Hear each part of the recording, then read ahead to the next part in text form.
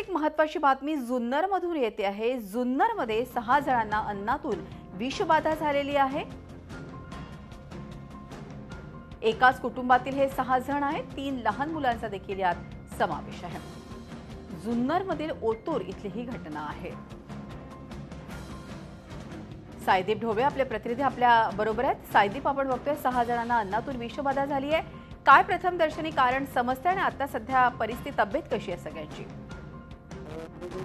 जुन्नर जवळ वस्ती आहे, त्या वस्तीतील हे एकाच कुटुंबातील 6 जण आहेत। रात्रीच्या सुमारास ही घटना घडली आहे। त्यातील जी 3 जण जी लहान मुलं आहेत त्यांचा जागेवरतीच घरीच असताना मृत्यू झाला। तर त्यांची जी आई, वडील आणि आजी आहेत त्यांना खाजगी दवाखान्यामध्ये उपचारासाठी दाखल केले। परंतु आता सध्या दिवाळीचं जे आता वातावरण आहे, दिवाळीमध्ये काही किराणा आणला होता की काही स्वीट हॉटेलमधून आणलं होतं याचा पोलीस तपास करतात। परंतु एकाच कुटुंबातील 3 जण दगावल्यामुळे आणि 3 जणांची प्रकृती अत्यंत गंभीर असल्यामुळे परिसरामध्ये एक भीतीचं वातावरण पसरले। पोलिसांनी आता सर्व हॉटेल चेक करण्याची आणि जे किराणा दुकान आहेत ती चेक करण्याचं ठरवलेलं आहे आणि ओतूर पोलीस स्टेशनमध्ये हा गुन्हा दाखल झालेला आहे। मृदुला, अगदी खरंय, धन्यवाद ही माहिती दिल्याबद्दल। आपले प्रतिनिधी सायदीप ढोबळे आपल्या बरोबर होते। जुन्नरमध्ये ओतूर इथली ही घटना आहे। रात्री 6 जणांना अन्नातून विषबाधा झाली आणि त्यात मुलांचा तडफडून मृत्यू देखील झाला। अर्थातच पोलीस आता कशामुळे ही विषबाधा झालेली आहे याचा तपास करतायत।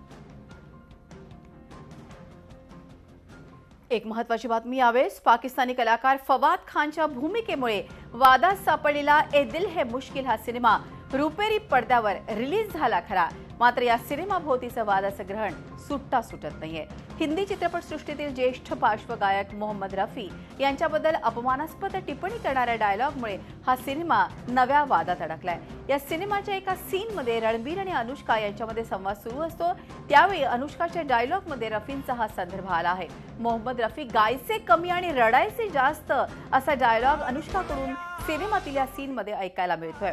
याच डायलॉगवरून नव्या वादाची ठिणगी पडली असून रफी कुटुंबीय त्यामुळे दुखावले गेले। या डायलॉगला करण जोहरनं परवानगी दिलीच कशी असा संतप्त सवाल देखील रफी यांचे पुत्र शाहिद रफी यांनी विचारलाय। स्वतः शाहिद रफी आपल्या बरोबर है। शाहिद जी, हम देख रहे हैं कि मोहम्मद रफी एक उच्चतम पार्श्व गायक और एक अपनी पहचान थी, और इस तरह का डायलॉग फिल्म में आना बोले तो थोड़ा सा हमें भी थोड़ा दुखद लग रहा है। क्या आपकी प्रतिक्रिया है इसके ऊपर? नहीं, बिल्कुल